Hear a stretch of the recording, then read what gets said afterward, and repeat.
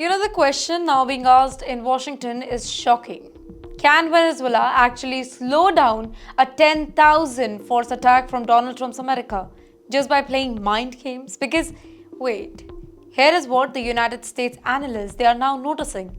Venezuela is not showing any real weapons right now. Instead, it is quietly filling the countryside with fake copies, fake anti-aircraft guns, fake armored vehicles, fake launchers, and even fake mortar systems. Why?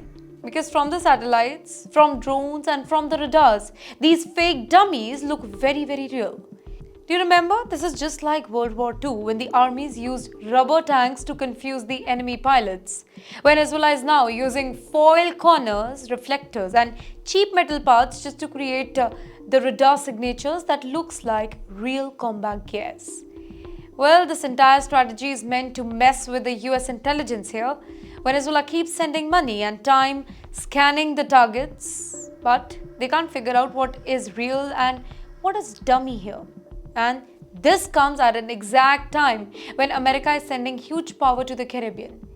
The F-35s are already landing at Roosevelt Road Naval Base in Puerto Rico. US Navy ships are already patrolling the water. Pentagon officials, they are already signaling high readiness. In the meanwhile, inside Moscow, Russian lawmakers are hinting that they are ready to send the big guns to Caracas.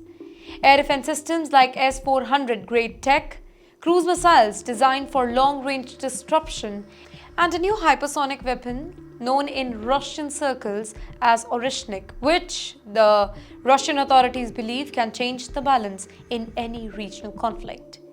So the question becomes bigger here, ladies and gentlemen. This is not just Venezuela doing tricks. This is about whether an American invasion or maybe a strike will become far more expensive than Washington expected. And Maduro knows something. He knows that Trump is going into a brutal war zone right now. Trump cannot afford massive casualties. He cannot afford a messy long war next to Florida. So Venezuela is basically sending a message to Trump. Your army might be bigger, but we can drag this fight. We can buy time, and time will break your politics. That is the mind game. That is the new battlefield. Not just missiles, not just jets. Psychology, deception, narrative control. If Venezuela can make America doubt its own intelligence reports even for a few weeks, it could flip the entire game here. The question is now global. Is this the start of a modern era where small nations can defeat superpowers, not by firepower by the way, but by confusing their enemy's brain?